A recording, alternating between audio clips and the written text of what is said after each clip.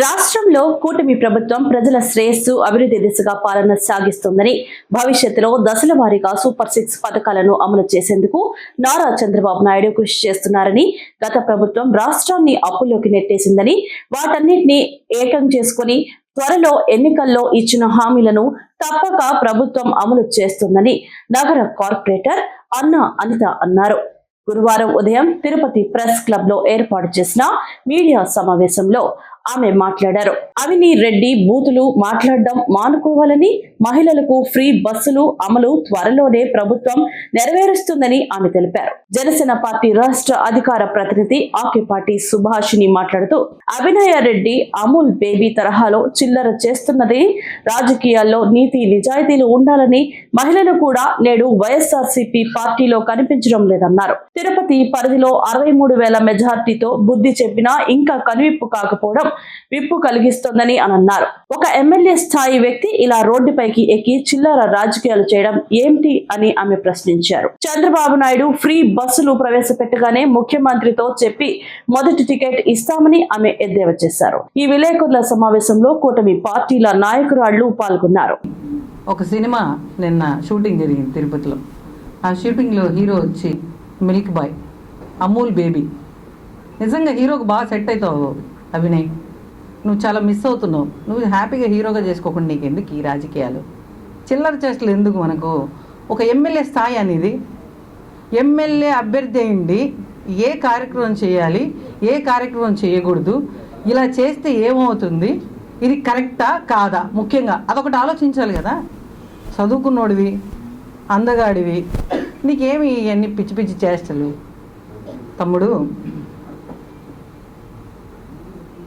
యథా తండ్రి తదా పుత్ర. మీ నాయన ఏదైతే చేశాడో నువ్వు అదే చేస్తాడో. Cheap tricks. పొలిటికల్లో నిజాయితీ నీతి ఉండాలి నాయనా, లేకపోతే ప్రజలు నిన్ను దిగ్గొట్టారు చూడు. 63,000 మెజారిటీతో మా ఆర్ఎన్ శ్రీనివాసులు గారు గెలిచారు చూడు, అదనమాట. ప్రజలు ఒప్పుకోరు. ప్రజల నిర్ణయం వేరే ఉంటుంది. మనం ఏదో షోపుటప్పులు చేసి డ్రామాలు చేసి ఒక హీరో పాత్ర పోషించేసి నలుగురు ఆడవాళ్ళని వేసుకొని పోయినామంటే అసలు ఏమైనారు? మీ సంతంతో ఏమైంది? మీ తొట్టి గ్యాంగ్ అంతా కనబడలేదు. నిన్న ఒక 5 మంది ఆడవాళ్ళతో పోయినావు, లేరా? అందరూ పక్కకు వచ్చేసారా? సింగిల్ అయిపోయావా? ఏదో ఒకటి క్లారిటీ ఫస్ట్. ముఖ్యంగా నువ్వు ఎమ్మెల్యే స్థాయి వ్యక్తివైంది, మీరు గతంలో చేసిన బొక్కలన్నీ కొక్కుల్లాగా తినేశారు. రాష్ట్రం మీద పడి ఎక్కడ దొరికితే అక్కడ, ఏది దొరికితే అది శాండ్, ల్యాండ్, బ్రాండ్ అన్నీ మాఫియాలు చేసేసి మొత్తం దోచేసి ప్రజల సొమ్ము. ఇంకా మిమ్మల్ని కానీ ఈసారి గెలిచింటే మా మెళ్ళలో తాలిబొట్లు కూడా తీసుకుపోయి అమ్ముకుంటారనే భయంతో ప్రజలు చేత్తో కూడా కాదు కొట్టి మిమ్మల్ని ఇంట్లో కూర్చోబెట్టారు 11కు. ఏది చేత్తో కూడా కాదు, కొడితే ఎట్లా ఎగిరారంటే మధ్యలో 5 కూడా ఎగిరిపోయి 11 మిగిలింది మీకు.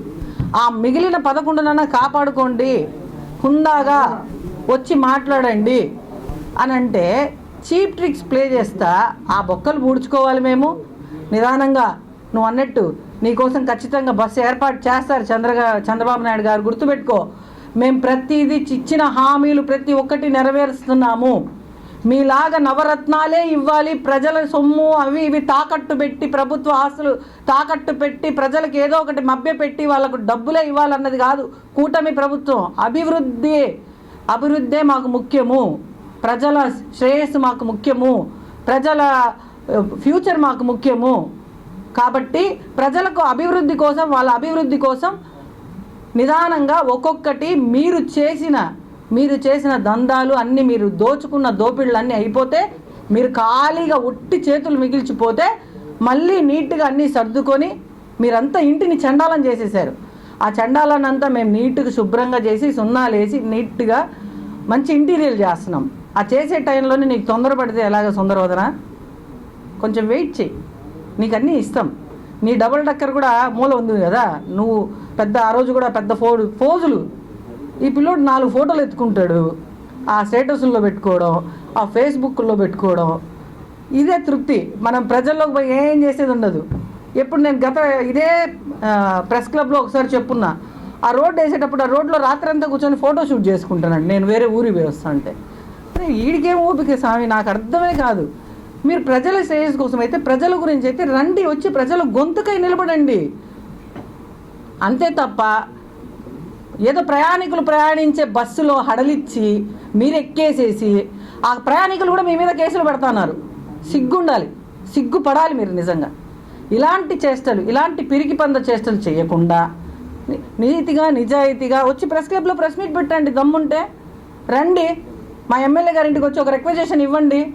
ఒక నాయకుడు అంటే ఎలా ఉండాలనో మా ఎమ్మెల్యే గారు వాళ్ళ అబ్బాయిని కూడా చూసి నేర్చుకోండి. ఎమ్మెల్యే గారి కొడుకు అంటే ఎలా ఉండాలనో మా మదన్ గారిని చూసి నేర్చుకోండి.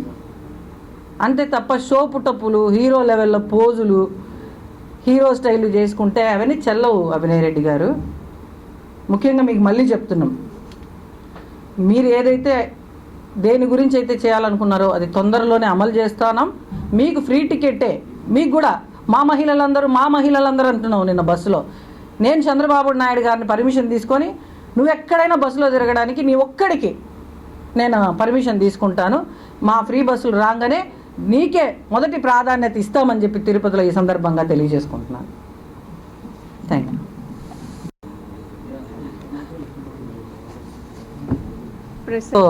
వాళ్ళు మొహాలకు పెట్టుకున్నారు.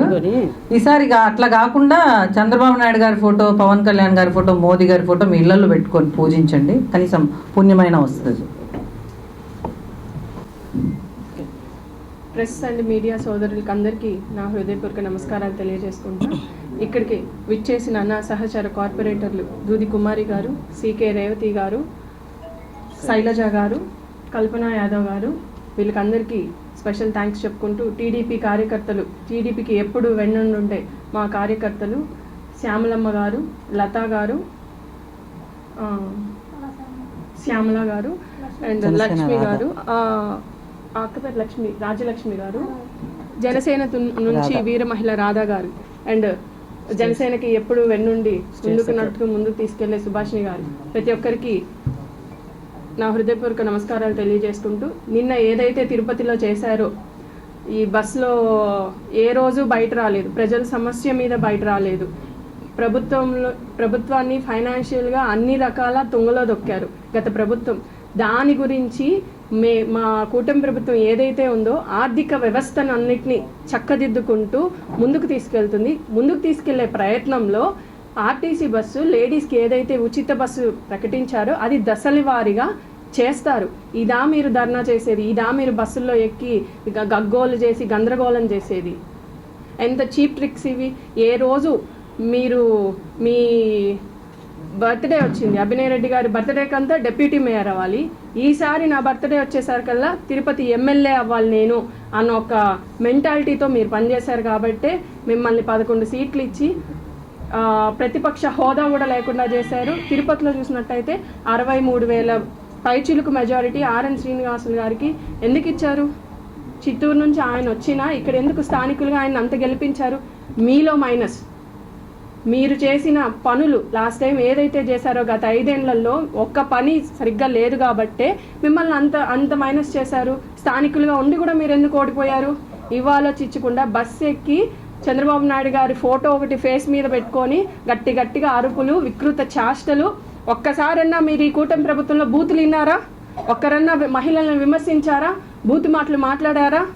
ఆడవాళ్ళకి ఎంత గౌరవమైన స్థానం ఇస్తారు? మీతో కలిసిన ఆడవాళ్ళకు కూడా మీరు చెప్పించే స్క్రిప్ట్ వల్ల వాళ్ళకున్న వ్యక్తిత్వం కూడా మీతో కలవడం వల్ల వాళ్ళు కూడా వాళ్ళ వ్యక్తిత్వం కోల్పోతున్నారు. ఆ బూతులు ఫస్ట్ మానుకోండి. బాబు గారి ఫోటో పెట్టుకొని బస్ ఎక్కి ఎంత చేశారు మీరు? కలెక్టర్ ఆఫీస్కి వెళ్తారు. అసలు చెప్పాలంటే మీరు స్వేచ్ఛగా తిరుగుతున్నారు ఇప్పుడు. అదే మీరు అధికారంలో ఉంటే ఒక్క కార్యకర్తను కానీ కూటమి ప్రభుత్వాన్ని బయట రానిచ్చారా ఇళ్లలో నుంచి? ఇక్కడే తెలుస్తుంది మేము ఎంత అంటున్నట్టుగా ఎలా చూస్తున్నామని. దాన్ని కాపాడుకోవాలి. దశల వారీగా ఇచ్చిన హామీలన్నీ, సూపర్ 6 పథకాలన్నీ 1 by 1 చేసుకుంటూ వస్తాము. ఆర్థిక వ్యవస్థ లేదు, డబ్బులు లేవు ప్రభుత్వంలో, ఇవన్నీ చక్కబెట్టుకోవాలి. ఒక ఇవి ఇవ్వడమే కాదు, డబ్బులు అన్నీ ఆర్గనైజ్ చేసుకొని చేస్తారు. మీలాగా 1 side ఓన్లీ నవరత్నాలు అని చెప్తూ వాటికే డబ్బన్ని తీసుకొచ్చి రాష్ట్రాన్ని అప్పుల్లో తోసేసి ఒక అమరావతి లేదు, ఒక రాష్ట్ర రాజధాని లేదు, 3 రాజధానులు అన్నారు, తిక్కగా 3 ప్రాంతాలు అన్నారు, ఏదేదో చేశారు. అవన్నీ చేసుకుంటూ బాబు గారు ముందుకెళ్తారు. దయచేసి మీరేదైతే ఉన్నారో అతిగా ఎగిరెగిరి పడకండి. ప్రభుత్వం వచ్చింది, ఇప్పుడు 10 నెలలే అయింది. దశల వారీగా కూటమి ప్రభుత్వం ఏమేం చేయాలి, ఎలా ముందుకెళ్ళాలి, ప్రజలకు ఏమి చేయాలి అన్నీ చేస్తారు. Thank you so much. నా తోటి కార్పొరేటర్లందరికీ నమస్కారం తెలియజేస్తున్నా. జనసేన స్టేట్ సెక్రటరీ అయినటువంటి సుభాష్ని గారికి, జనసేన నాయకులకు, టీడీపీ నాయకులందరికీ నమస్కారం తెలియజేస్తున్నా. నిన్న జరిగిన ఆగడాలు దోచుకో దాచుకో అనే నినాదంతో జరిగిన ఇన్ని రోజులు గత ప్రభుత్వంలో, అలాగే నిన్న కూడా ఏమి సబ్జెక్టు లేకుండా ఏదో ఒక కారణంతో ఈరోజు తిరుపతికి చంద్రబాబు నాయుడు గారు వస్తున్నారని ముందుగానే తెలుసుకొని ఊరికే ఆగడం ఆగిత్తాలు చేస్తే ఇలాంటివన్నీ కళ్ళల్లో పడి ఏదో చేసేస్తారు, వీళ్ళకి భయపడి ఫ్రీ బస్ పెట్టేస్తారు అనేసి అనుకుంటున్నారు వాళ్ళు. కానీ మా చంద్రబాబు నాయుడు గారు పవన్ కళ్యాణ్ గారితో కలుసుకొని ఈ సూపర్ 6లో ఈ ఉచిత బస్సు అనేది తప్పకుండా నెరవేరుస్తారు. ఉగాదికి కంపల్సరీ చేయాలని చూస్తున్నారు. బడ్జెట్ మొన్నే జరిగింది. ఈ బడ్జెట్ని చూసుకొని అనుసంధానం చేసుకొని ఉచిత బస్సుని ప్రవేశపెట్టడం జరుగుతుంది. ఈ లోపే వీళ్ళు ఆగిత్యాలు అందరు గాదలు చేసుకుంటూ చేస్తున్నారు. అంతేకాకుండా వీళ్ళు చేసిన నిన్న కార్యక్రమం ఒక సాక్షిలోనే కనిపించింది, మిగతా ఏ ఛానల్స్లో కూడా కనిపించలేదు. ఒక్కసారి మీరు తిరుపతి ప్రజలు ఇది ఒకసారి గమనించాలి. వాళ్ళ సొంత ఛానల్లో ఇది ఒకటే చేశారు, కాబట్టి మీరు అందరూ గమనించండి. అంతేకాకుండా తిరుపతిలో మా ఆర్ని శ్రీనివాసులు గారు వచ్చిన కాడి నుంచి ఎమ్మెల్యే అయిన దగ్గర నుంచి తిరుపతి చాలా ప్రశాంతంగా ఉంది. ఇది ఒక్కసారి మీరు తిరుపతి ప్రజలందరూ గమనించాలి.